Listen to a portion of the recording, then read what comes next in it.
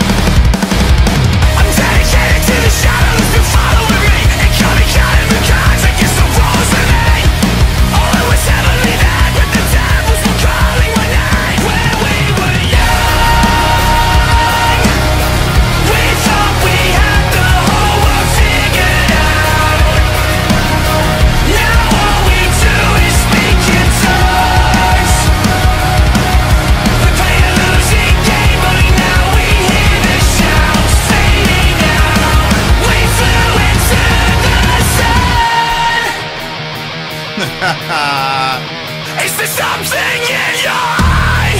Did you follow or you just on a high? Everybody's so afraid they could die, but they never once said, thank God we're alive. Whoa.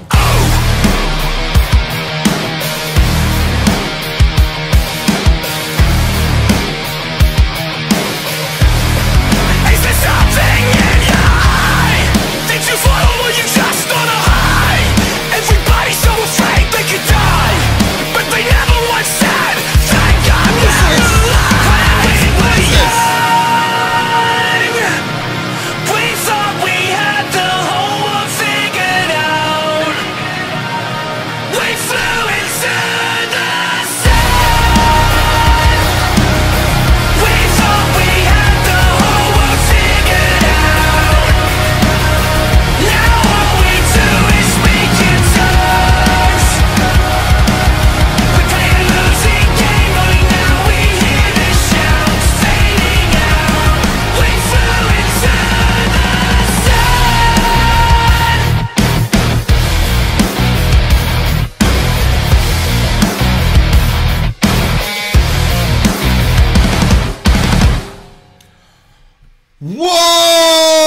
Whoa! That was beautiful. That was beautiful. Are they a Christian band? I know. I don't think Architects is a Christian band, bro. I really don't. But that was a tight song, bro. Like Yeah. start to finish, that song was tight as fuck. What'd you think? Oh, it was, the pattern of the beat was off a little bit, but in a good way. It was like the type of off I like. And then it kind of had it had like that sort of poppy feel to it that could be like radio type Yeah, song. it was a radio It was radio type accessible. course. It was pretty accessible. Paula in the house. I enjoyed it. And then I thought that, okay, so we're separated by a margin of greater degree. Is The this same- a 2022 I'm sorry, song? I'm What year? heartburned right now. What year did this song come out? Oh, I thought it was recent. 2022. Yeah, April 20th, 2022. That's when the formula expires. April 20th, 2024. Oh, that's Yeah. true. But go ahead, continue. We're separated by a margin of a greater degree, the same flesh and blood, but in a different lane.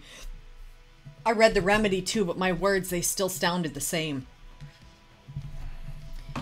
When we were young, we thought we had the whole world figured out. Now all we do is speak in tongues. Okay, we play a losing game, only now we hear the shouts fading out. We flew into the sun.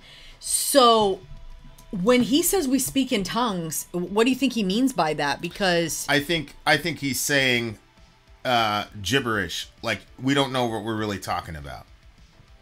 You initially thought you had it figured out, because Paul says in 1 Corinthians 14, he says, when I pray in a tongue, my spirit is speaking, but my mind is unfruitful. So even from a biblical perspective, when a person is speaking in tongues on the natural level, they're saying something that's unfruitful, gibberish. You can't understand. I'm not saying tongue speaking is gibberish. I'm saying that at the physical level, because we believe what's happening in tongues is something spiritual is happening. It's an extra dimensional phenomena that there's a, our audio perceptions of it being gibberish or whatever is just phenomenological, in the same way that standing from the ground and seeing the sun, you think the sun is rising and setting. That's a phenomenological way of viewing it. And so when a person, what we believe is happening is that something true and real and genuine and authentic is happening in another dimension, but the effect of it, or the ripple, as Bernardo Kastrup would say, is what you're seeing. It's the phenomenology of somebody, putting a bunch of syllables together. But what's fascinating is what he's saying, though, is he's kind of taking that, the concept of tongues being babbling, to be, first you thought you had everything figured out, you knew everything, and then life hits you, and now you might still be talking all this shit, but you don't know what you're talking about. Like, and it doesn't mean, and here's the thing about not knowing what you're talking about. Not knowing what you're talking about at this point is not even necessarily the common man's fault, because there are so many agendas out right now.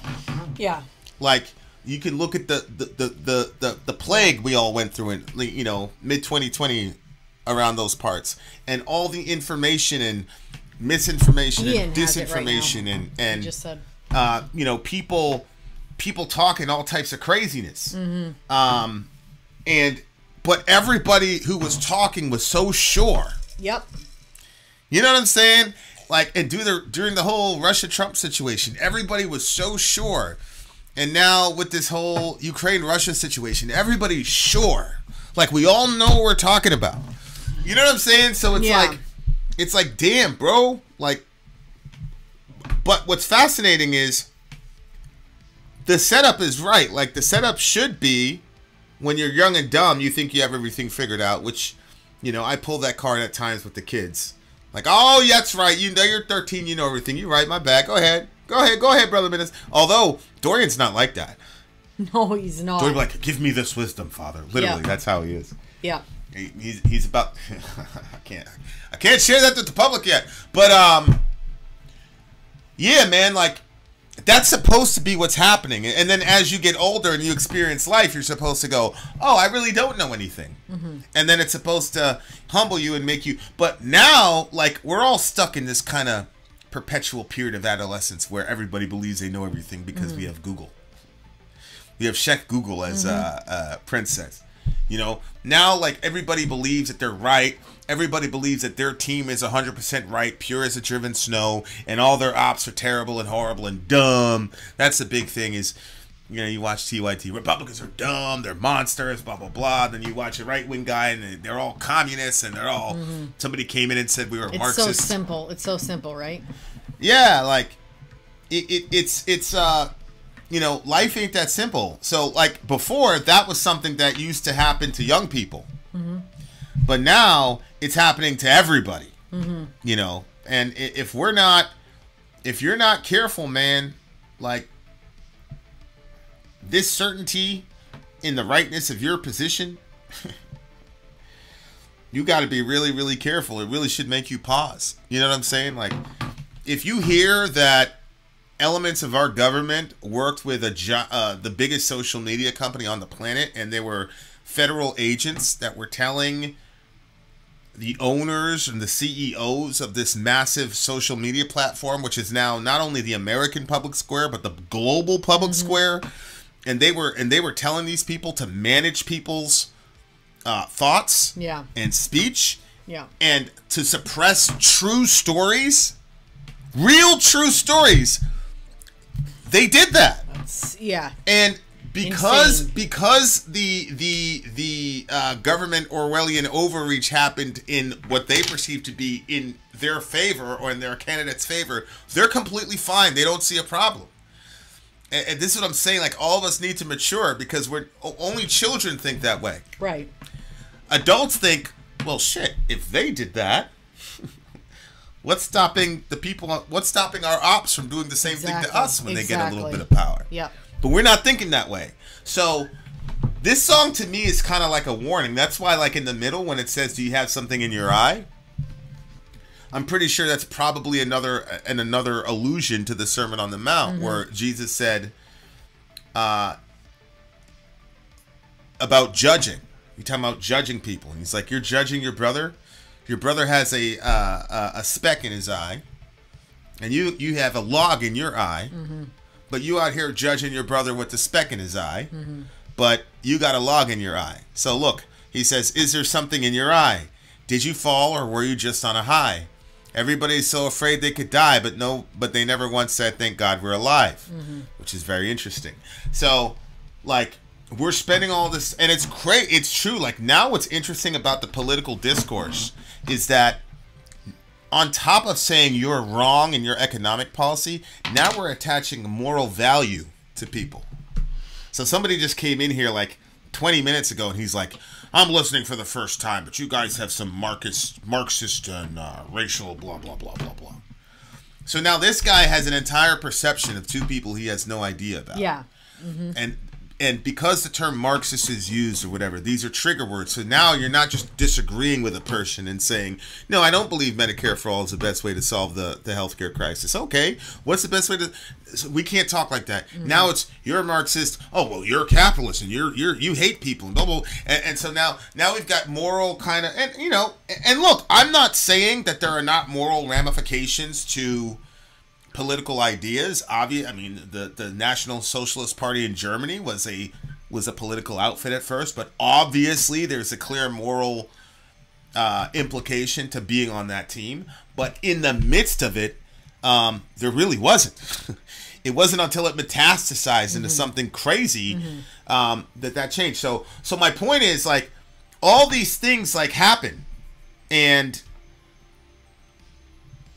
you know, we're all turned against each other. We're all judging each other.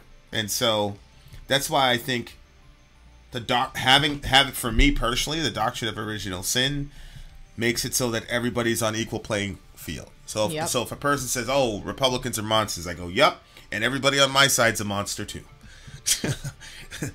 As evidenced by Marx, for example, who I believe, I forgot the name of the Roman Catholic priest who said the same thing. I believe that Marx's antipathy toward religion had to do with the fact that the church was walking lockstep in with the capitalists, with the union busters, to oppress the laborer. And he's like, man, fuck all this. Because he saw how religion was able to... So if you even look at him, he swung the other way. He's like, man, these religious people, man, fuck this. And so when Marx is... And Marx wasn't completely against violence, obviously. His whole thing was, we need to channel it and we need to put it to against the right people, namely the bourgeoisie. Yep. Because his thought process was the bourgeoisie is always getting the proletariat to fight each other, so we all be distracted when we really should be eating them. You know, the whole eat the rich thing. Well, obviously, I don't agree with that. But do I believe that people that just so happen to luck into some capital, and I'm sorry, but a lot of generating capital is luck. Like, for example, we got on into YouTube in a time period when the reaction channels were really about to take off, and there weren't many like us. You know what I'm saying? We got lucky. There were none like us. There was no couples doing it. There were no couples, and then the deep dive, the 30-minute videos, whatever. Yeah. But we got lucky. You know what I'm saying? Did we work hard? Yes. Did we outwork a lot of other YouTubers? Yes, I think we did. In some clips we're putting out 5 videos a day at some point. You know what I'm saying? So, we grind for it. We were shooting videos at 4 a.m. I would cry. Yeah, she'd cry. We would grind. So yeah, we earned it, but a lot of that was luck. You see what I'm saying? And so because you lucked into some, you know, money or whatever, now all of a sudden you get to control the world. Hell no, I reject that too. But that's pure capitalism. So like, if we could talk to each other, like the capitalists could hook us up with some good ideas, the Marxists could hook us up with some good ideas, and we could come up with an economy that isn't exploitative and doesn't attack the vulnerable, while simultaneously does emphasize personal responsibility, creativity, you know, the entrepreneur, all that shit. But because like we're shooting at each other, it's not gonna happen for 10 years, bro. Like, that's my view on it. Yeah, a lot of stuff has to meet in the middle. You know what I mean? Shout out to Bob Woke. Maybe leaning one way more than the other, but like if you're always just turning the dial from hot to cold, you can never find that comfortable temperature. And everybody everybody always thinks that they're right wherever they are, instead of saying, okay, all right, I might have some ideas here that are not correct. Let me stop. Let's have this conversation. Let's have this dialogue, and let's all learn something. When I first listened to that part where it said about the speaking in tongues, I thought when we were young, we thought we had the whole world figured out. Now all we do is speak in tongues. I thought what he was saying was because now we're older, and now when we're actually saying legitimate stuff, it's the same thing as when we were young. When we were young, we thought we had it all together and we had it all figured out. So when you had the gray heads saying something, it was like, nah, what do they know? Yeah. And now we... You know, we've come around to that, and so now we're like speaking in tongues to them. But I see what you were saying with that. Yeah, I like the story of Icarus, where he, you know, the flying into the sun thing and the concept of that, and I think that it's a good lesson and stuff. So I see what you're saying about the political stuff, and I think that I don't know. You say 10 years. Hopefully it's less time than that we can all kind of start coming together and working together and not pointing fingers all the time and just trying to. I don't see it, man. Because some of it, quite frankly, is some people just got to go. Yeah. Like they're just some people that are just age out. They just got to go, man. You know what I'm saying? Like the country's going to be on pause until then. And I'm not even saying it's those particular individuals' fault. I'm saying it us actually as the public is we're not mature enough yet to know how to handle the world we're in right now. We don't personally know how to manage social media. Like we will hear 5 kids just got murdered and it's on camera, and everybody will go to the site to look for it. And then when they see it, they're completely ruined for the rest of their lives. It's because we don't have the maturity to say, yep, that is available to me, but I am not going to watch it. Yeah. I'm not going to watch the Uvalde video. I'm not doing that shit. So, yeah, there's a lot. Even when it says, like, when we were young, I mean, there's a sense in which you're just talking about America as a whole, man. Yeah. You know, to me, that's why I say, like, 9/11 is so important, because, honestly, like, I was engaged in, you know, the political world and what was going on around the globe and shit, because my mom was, and I, you know, idolized my mother. And so I knew who bin Laden was because he had already attacked the USS Cole. And I knew that he had said, so I'm in class when this girl tells us the second plane hit the World Trade Center. And I said, fucking bin Laden on my kid's side. That's what I said. Of course, the kid next to me was like, that's racism. And, you know, like, but the point is like after that, Americans kind of not lost their innocence, because I think the Civil War pretty much stamped out the fact that America never had innocence, but yeah, we lost our sort of. I did say we lost our childhood. We were no longer on training wheels while the rest of the world was on 2 wheels. That second plane hit. Okay, it's like, okay, gloves are off now. You got attacked in your hometown. Yeah, it was a crazy feeling. And the psychological symbol of what the World Trade Center was, and the psychological symbol of what the Pentagon was, and still is, like, the training wheels are off now, and you're no longer children. Like, now Americans are thinking, like, the shit that happens in Israel and Tel Aviv and Lebanon, that could happen to me. You know, but whereas before we're like, man, I don't care about them people. Yeah. Yeah. So yeah, we definitely kind of like lost our innocence there. Yeah. For sure. Yeah. I mean, lost our childhood or childishness. Say it that Right. way. Yeah, that's more accurate. 9.1 for me. This one is my favorite song of the night. This one's a 9.8 for me, for sure. Like, share, comment, subscribe. Vin and Sori. Vin out. Sorry out. Gone.